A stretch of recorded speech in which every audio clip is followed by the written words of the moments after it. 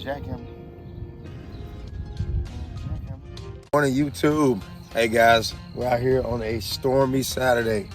I hadn't done one of these videos in a while, guys, and I know some of y'all probably wondering if I got away from the tips, have I the tactics and all that. I have not. We have been busy, tournaments. We've been busy trying to, get our website up. We've also been working full time. So for you guys that don't know how YouTube works, if you work full time, all that stuff kind of factors in. But you keep going, you just keep grinding, you know what I'm saying? But let's get back on the subject at hand, guys. I'm gonna go ahead and do a video today. As you guys can see, it's rain. I mean, all night, pretty much most of this morning. And some of us around the region and around the country are dealing with flooding. Okay, guys, for you guys that don't know about flooding, sometimes flooding can be the toughest time for you if you're not an experienced angler, or it could be the best time if you're a novice or somewhat experienced angler. So what we're gonna do is we're gonna break down some easy tips and baits that you can throw in flood waters or flooded grass, timber, things like that, and how to catch them out there, guys. So we're gonna try to increase your catches during the shad spawn and this tough rainy season in May. So stay tuned, guys. We should have some tips for you that should work for you. And hopefully we get a big fish on the camera for you guys to kind of entertain you guys. But one more thing, guys, before I go. Like, share, subscribe. For you guys that are watching the videos that are just clicking on 1 minute, maybe 30 seconds or whatnot, that right there ain't gonna help us. Ain't gonna help us none. I'm not telling you what to do, but what I'm just saying is, if you like the video, hey, like it, subscribe. If you would please subscribe and share the video. But if not, keep scrolling and do your thing. We're just gonna keep making good video content for you guys and try to just get back in the swing of getting you guys some tips and whatnot, so we can kind of get everybody back on the same page, because I'm starting to see a lot of questions from Reddit. I'm starting to see questions from Facebook, things of that nature, and Messenger, where people's asking like, what do I throw on this situation?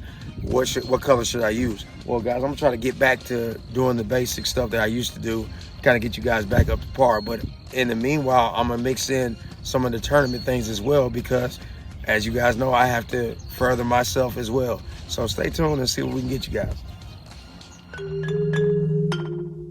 All right, guys, first thing I'm gonna do, especially when I'm in a place like this, see, we got a pocket. Oh, we got a fish behind us. So you have a pocket, guys. You have a shad spawn, and some of these bass have already pulled up and spawned.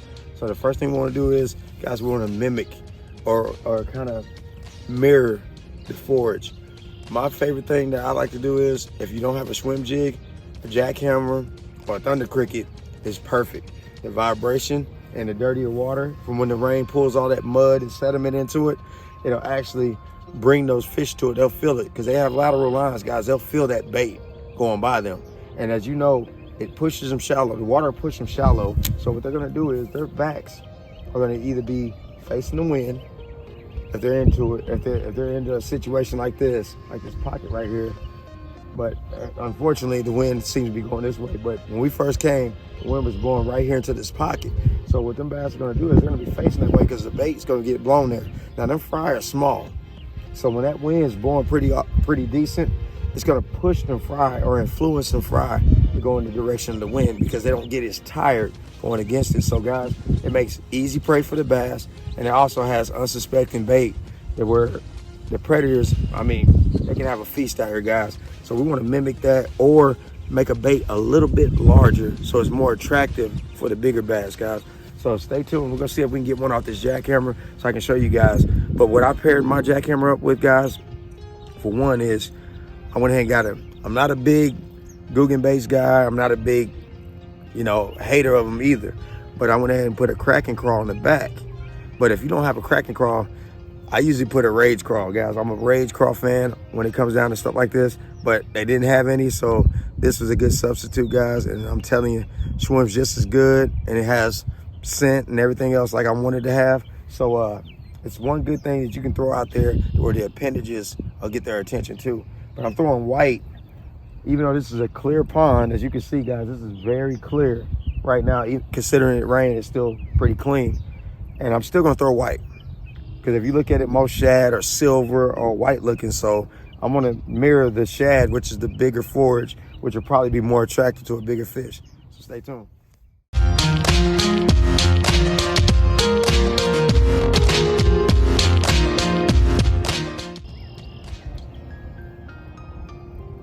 There he is.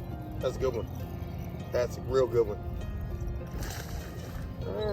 Decent. Probably bigger than that. There he is. There we go.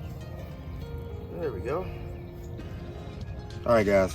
As you can see, like I said, I was throwing a jackhammer with the crawl, guys. Like I said, some of these fish have spawned. Like you got the little males guarding and whatnot. It's not a bad little male. But like I was saying, guys, come over here and take a closer look. Closer look. See this grass down here? Now I'm not sure which moss this is, what kind of moss this really is, because being at I hadn't been in this pond in a while, guys, and I'm trying to kind of get some of the aquatic plants down because a lot of these bass holding this over here.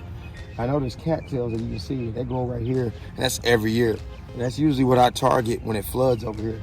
I throw in the reeds as much as possible with a swim jig or, like I said, a jackhammer, because I know the bait gets off in there quite often because usually it's windy at this pond.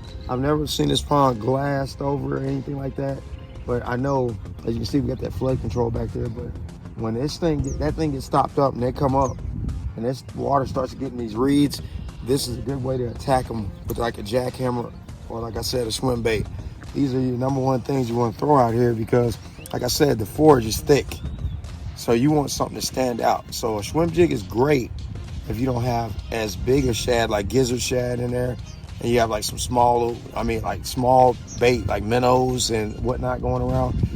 Those are great, but you want something like a jackhammer that stands out outside of that shad, because with that blade going back and forth, that vibration and that reflection off the sun, if it's sunny out, it'll help you get bit a lot more, especially when they're targeting on schools or bait. It'll kind of single your bait out and help you get bit before they, feed and then just ignore your bait out here, guys.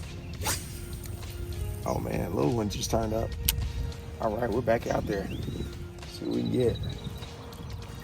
He came right off that corner right there. He came right off that corner.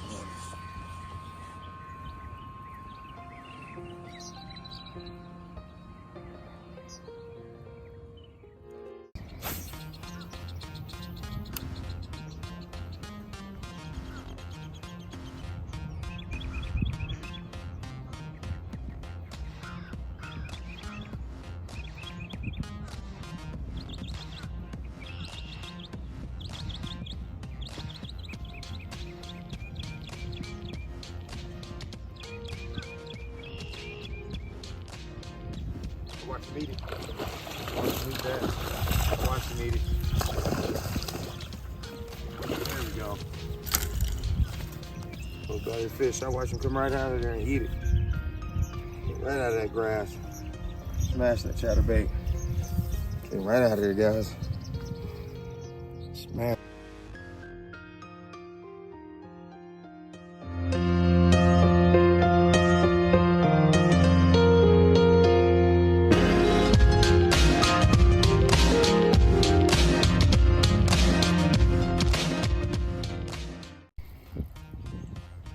Damn line is in the line guide. Look. There we go.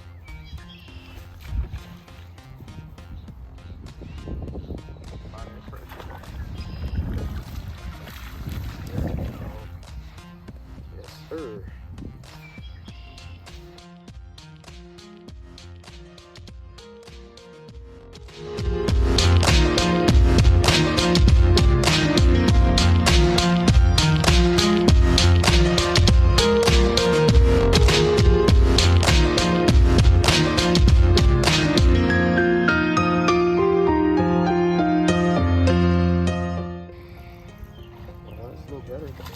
Better fish.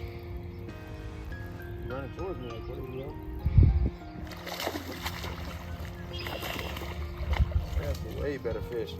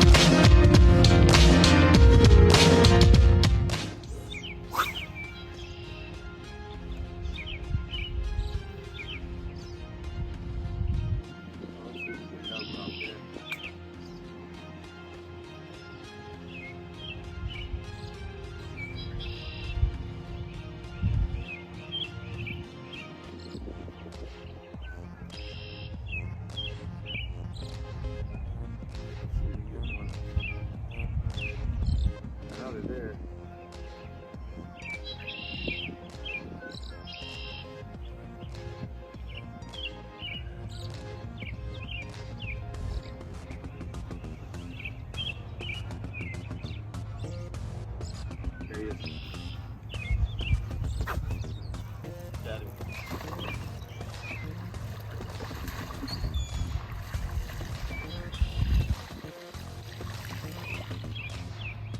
Oh, please don't say got deep. Nope.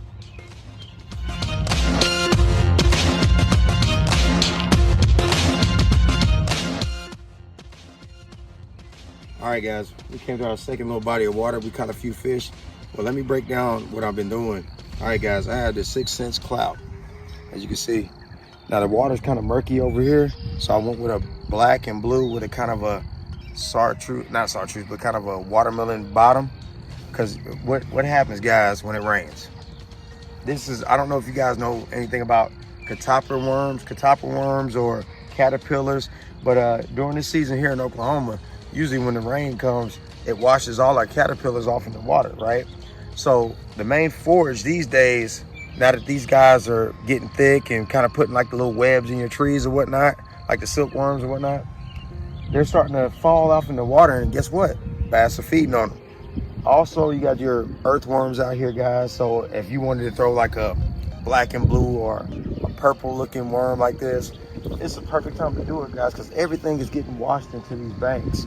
So what I've done is I've went away from the shad pattern and started getting more to the finesse wise, because a lot of this stuff is going on here. As you can see, they got creeks and everything running off into these ponds. So anything getting washed off into there is definitely, and I mean definitely, getting eaten. So we're gonna go ahead and work this worm pattern and see how it goes, guys. Stay tuned.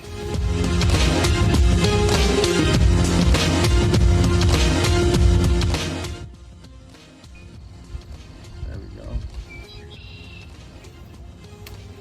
Real shallow over here.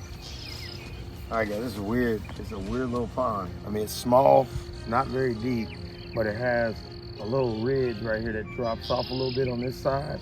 And this side seems to be a long flat, and then it drops off towards the middle, maybe 5 foot at the most. And I've noticed that the bass here have been hanging right around the grass over here. And then some have been towards the middle on that grass on the bottom. So we've seen the tails a little beat up. So we do know one thing: the males have started their bedding or their garden fry and have been bedding. But I have noticed that there is damage to the tails of the fish over here. But contrary to everything happening in the lakes, we have not been seeing that at all. So it's just going to show, guys, small bodies of water might have already spawned but the deeper parts like the lakes and the rivers we're fishing, they might not have pulled up yet. It might just started pulling up, because I've noticed also a lot of smaller males and females were caught, especially during the tournament that you followed. You caught a lot of fish, but barely any of them were 14 inches legal fish. And it was just insane to see that amount of fish being caught and not many that big. Oh, we just had a fish over there. Hold on, guys. We just had a big one jump up.